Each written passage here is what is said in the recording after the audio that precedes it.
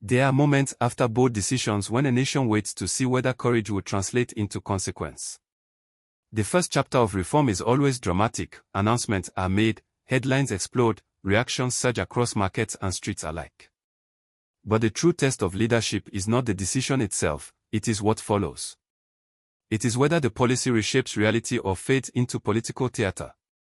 In Nigeria's unfolding story, the aftermath of reform has become the proof of resolve. When President Bola Ahmed Tinubu initiated structural changes, the immediate effects were visible. Currency markets adjusted. Investment flows recalibrated. Citizens felt both the pressure and the promise of transition. But beneath the surface, something more fundamental was shifting. Nigeria's economic architecture was being redesigned from dependency to productivity. The era of artificial controls and fiscal illusions was giving way to market clarity and institutional discipline. Across Nigeria's financial ecosystem, confidence began to re-emerge. Banks strengthened liquidity positions. International observers recalculated risk assessments. Investors who had once hesitated started reopening conversations. Trade corridors expanded not just physically through highways, but financially through policy credibility. Reform, when consistent, becomes a signal. And Nigeria was sending a signal that it was ready to compete, not as a fragile economy sustained by subsidies, but as a serious emerging power determined to stabilize its fundamentals. Yet economic stability alone does not define a national revival. The deeper transformation lies in governance culture. Under Tinubu's administration, the language of government began to shift toward accountability, digital tracking systems, and streamlined revenue mechanisms. Leakages that once drained public resources faced tighter scrutiny. Government agencies were pushed toward performance metrics rather than bureaucratic routine. The concept was simple but powerful: efficiency is patriotic. In infrastructure, the second wave of momentum moved beyond groundbreaking ceremonies toward measurable completion timelines. Ports modernization plans accelerated to reduce cargo delays that had long burdened importers and exporters. Rail expansion discussions gained renewed urgency as multimodal transport became central to long-term competitiveness.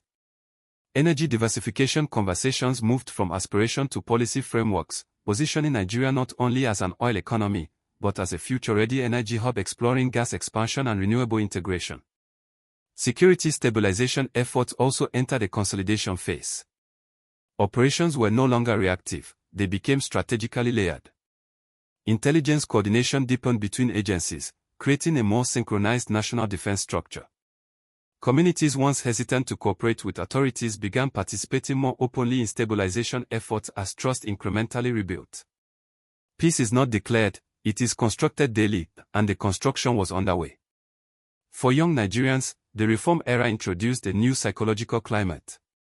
Entrepreneurship conversations expanded beyond survival businesses into scalable ventures.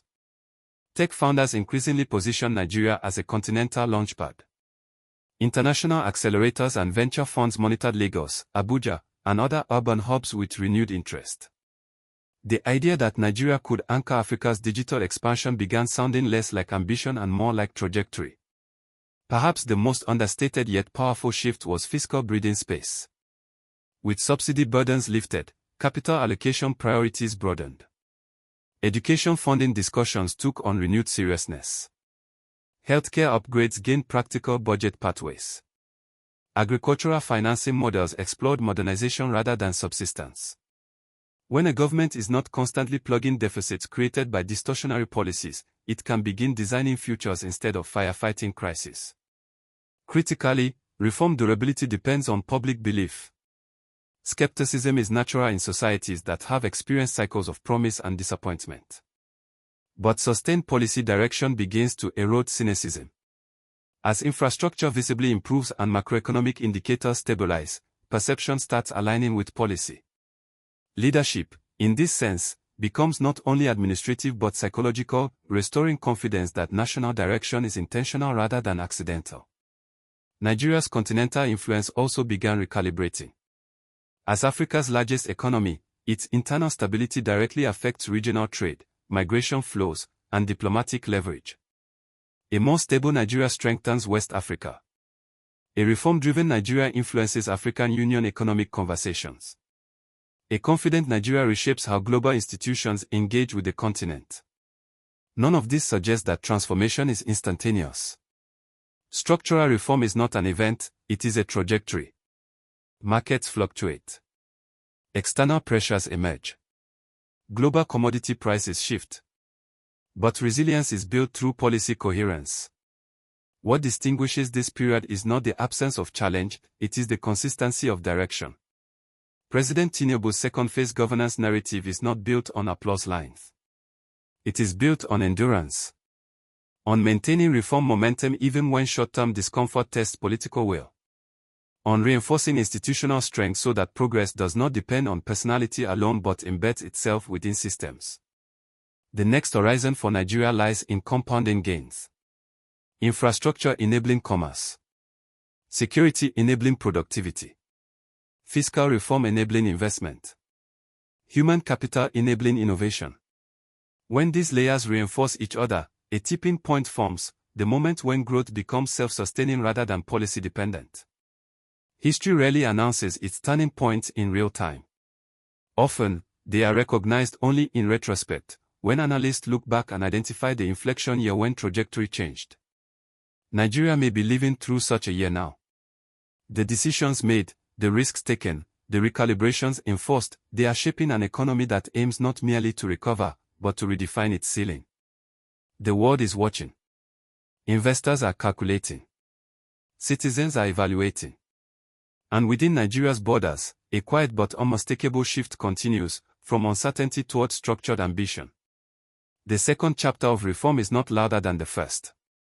It is steadier, more disciplined, more deliberate. And if the first chapter was about courage, the second is about consolidation, turning bold announcements into durable architecture. The foundation has been poured. The scaffolding is rising. The test now is endurance. Nigeria's future will not be determined by a single speech or a single policy. It will be determined by the accumulation of disciplined choices. And as this new phase unfolds, one thing is increasingly clear: the transformation is not pausing. It is progressing.